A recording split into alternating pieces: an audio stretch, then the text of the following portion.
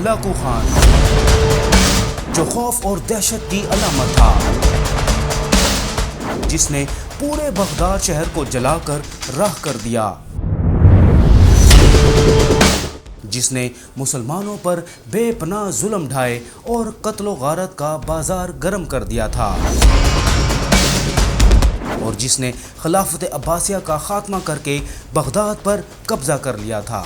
لیکن پھر آتا ہے اسلام کا ایک عظیم سپہ سالار، جو نہ صرف بغداد شہر سے منگولوں کا صفایا کرتا ہے بلکہ خلافت عباسیہ کو بھی دوبارہ بحال کر دیتا ہے۔ میں ہوں فیصل اکرم اور ڈیلی اب تک میں آج ہم آپ کو اس عظیم اسلام کے سپہ سالار جس کا نام تھا رکن الدین بیبرس کی داستان سنا رہے ہیں۔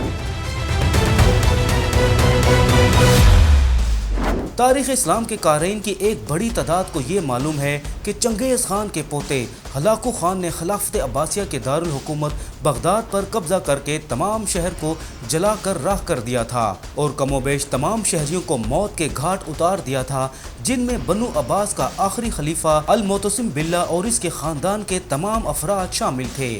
بلکہ یوں کہا جا سکتا ہے کہ ہلاکو خان نے اپنے تئیں خلافت اسلامیہ کا خاتمہ کر دیا تھا، مگر تاریخ کے طالب علموں کے پاس اس بارے میں معلومات شاید زیادہ نہیں ہیں کہ بغداد شہر کو منگولوں سے چھڑایا کس نے تھا اور خلافت عباسیہ کو بحال کرنے کا اہتمام کس نے کیا تھا۔ یہ دونوں کارنامے ان کے عظیم سپہ سالار رکن الدین بیبرس نے سر انجام دیے تھے، جو اسلامی ملک مصر کا سلطان تھا۔ بیبرس نے اپنی آنکھوں کے سامنے تاتاریوں کے ہاتھوں اپنے والدین کو قتل ہوتے ہوئے دیکھا۔ قبیلے کے دیگر افراد کو بھی تاتاریوں نے بے دردی کے ساتھ قتل کیا اور جو افراد بچ گئے انہیں قیدی بنا لیا گیا اور پھر انہیں ترکی لے جا کر کونیا کی سلجوق سلطنت کے اہم تجارتی و صنعتی شہر سواس کے غلام منڈی میں فروخت کر دیا۔ ان قیدیوں میں بیبرس بھی شامل تھا۔ بیبرس کے بچپن اور بطور غلام اس کی خرید و فروخت کے بارے میں مورخین کے بیانے میں واضح فرق ہے، مگر دونوں طرح کے بیانے میں ایک چیز مشترک ہے کہ بیبرس قاہرہ میں سلطان صالح نجم الدین ایوبی کے دربار میں داخل ہو گیا اور وہاں اس نے اپنی خودداد صلاحیتوں کی بنیاد پر خوب ترقی کی اور اعلیٰ عہدوں پر سرفرازی پائی۔ بیبرس انتہائی دلیر، ذہین اور دراز قد اور ایک جاندار شخصیت کا مالک تھا۔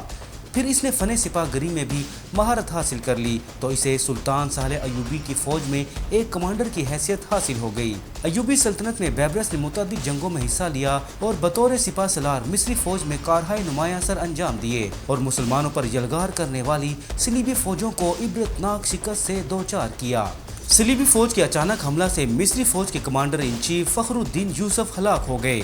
اس موقع پر کمانڈر بیبرس نے اپنی ذہانت اور بہترین جنگی حکمت عملی کے تحت صلیبی فوج کا براہ راست مقابلہ کرنے کی بجائے پسپائی اختیار کرنے کا تاثر دیا اور اس دوران اپنے آزمودہ کار فوجی دستوں اور جنگجوؤں کو منصورہ ٹاؤن کے اندر جا کر بھاری اسلحے کے ساتھ عام شہریوں کے گھروں میں مورچہ بند ہونے کا حکم دیا۔ جب تیاری مکمل ہو گئی تو کمانڈر بیبرس نے صلیبی فوج کے ساتھ مقابلے سے دستبرداری ظاہر کرتے ہوئے پیچھے ہٹنا شروع کر دیا اور اپنے ساتھیوں کو حکم دیا کہ وہ منصورہ ٹاؤن کا داخلی دروازہ کھول دیں۔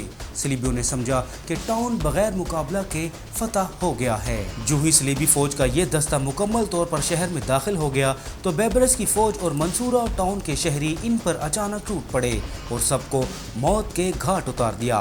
فرانس کے بادشاہ کا بھائی رابرٹ جو اس فوج کی قیادت کر رہا تھا وہ بھی مارا گیا۔ یہ جنگ جسے جنگ المنصورہ بھی کہا جاتا ہے 8 فروری سے 11 فروری 1250 کے دوران لڑی گئی۔ پھر 6 اپریل 1250 کو دونوں فوجوں کے درمیان فیصلہ کن جنگ ہوئی جس کا نتیجہ یہ نکلا کہ مصری فوج نے صلیبی فوج کے پرخچے اڑا کر رکھ دیے۔ شاید صلیبی فوج 2 ماہ قبل المنصورہ میں مسلمانوں کے ہاتھوں اپنی فوج کے بے درگ تباہی کے باعث حوصلہ ہار چکی تھی۔ وہ کمانڈر بیبرس کی فوج کا ڈٹ کر مقابلہ نہ کر سکے اور انتہائی اذیت ناک شکست سے دوچار ہو گئے۔ فرانس کا بادشاہ لوئی نہم خود بھی گرفتار ہو گیا اور اس کے 2 بھائی چارلس آف آنجو اور الفونسو آف پواتیر بھی قیدی بنا لیے گئے۔ بعد ازاں مصری حکومت نے شاہ فرانس کو پیشکش کی کہ اگر وہ تاوان جنگ کے طور پر 4 لاکھ دینار ادا کرنے اور دوبارہ کبھی مصر کے خلاف جارحیت نہ کرنے کی یقین دہانی کروائے تو اسے دیگر جنگی قیدیوں سمیت رہا کیا جا سکتا ہے۔ فرانس کے بادشاہ نے یہ شرائط منظور کر لی۔ اس طرح اسے 12,000 جنگی قیدیوں کے ہمراہ 8 مئی 1250 کو واپس جانے کی آزادی مل گئی۔ اس جنگ کے بعد مسلمانوں کے خلاف مذہب کے نام پر لڑی جانے والی جنگیں، جنہیں تاریخ میں صلیبی جنگیں کہا جاتا ہے اور جن کی کل تعداد 7 ہے، کا انعقاد ہمیشہ کے لیے ختم ہو گیا۔ تیسری جنگ، جسے سپاہ سالار بیبرس کے حوالے سے یادگار قرار دیا جاتا ہے، وہ عین جالوت کی جنگ ہے۔ سلطان قطز کے قتل کے بعد کمانڈر بیبرس ہی مصر میں اپنے ماضی کے کردار اور کارناموں کی بنیاد پر سب سے زیادہ قداور شخصیت سمجھے جاتے تھے، لہٰذا اراکین سلطنت اور فوجی کمانڈروں نے باہمی مشورے سے بیبرس کو مصر کا سلطان نامزد کر دیا۔ 24 اکتوبر 1260 کو بیبرس تخت نشین ہوئے۔ سلطان بیبرس نے اندرون سلطنت اپنی پوزیشن مستحکم کرنے کے بعد بیرونی دشمنوں کی طرف رخ کیا۔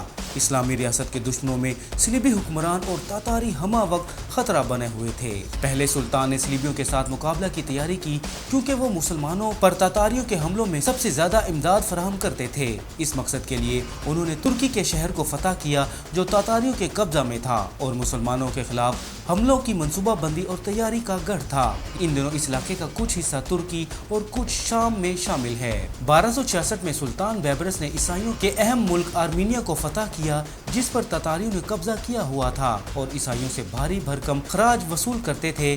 بعد ازاں سلطان بیبرس نے 3 بڑے شہر مامسرا، ادانا اور ترتوس فتح کر لیے۔ 1267 میں سلطان بیبرس نے عیسائیوں کے مزید 3 اہم شہر جافا، اشکاتو اور کیسریا بھی فتح کر لیے۔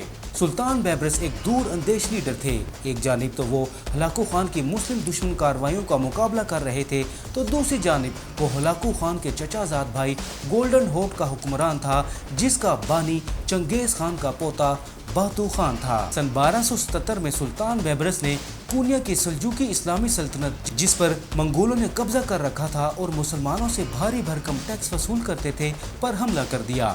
اس مقصد کے لیے سلطان بیبرس ملک شام سے روانہ ہوئے۔ وہ فوج کی قیادت خود کر رہے تھے۔ اگرچہ یہ بہت مشکل اور خطرناک معرکہ تھا، مگر بالآخر سلطان بیبرس فتح یاب ہوئے۔ ہزاروں کی تعداد میں منگول اس لڑائی میں مارے گئے، ہزاروں مسلمانوں نے بھی جامع شہادت نوش کیا۔ سلطان بیبرس مسلسل جنگوں میں رہنے اور مسلمانوں کی عظمت کو دشمنوں کے ذہنوں میں قائم و دائم رکھنے کی جدوجہد میں بیمار پڑ گئے اور بالآخر 1 جولائی 1277 کو محض 54 سال کی عمر پا کر دمشق میں اپنے خالق حقیقی سے جا ملے۔ سلطان رکن الدین بیبرس کو تمام عالم اسلام میں ایک عظیم سپاہ سالار کے طور پر یاد کیا جاتا ہے۔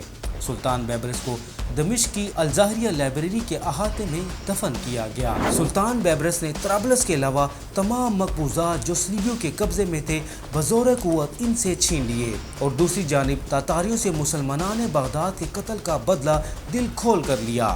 ان سے بغداد چھینا اور مصر اور شام سے ان کا رخ پھیر دیا۔ ناظرین، اگر آپ کو یہ داستان پسند آئی ہے تو لائک کریں۔ اگر آپ کو رکن الدین بیبرس کی بہادری پسند آئی ہو تو شیئر کریں تاکہ لوگ تاریخ سیکھیں۔ سبسکرائب کریں مزید تاریخی کہانیوں کے لیے، اور کمنٹس میں اپنی رائے ضرور اظہار کریں۔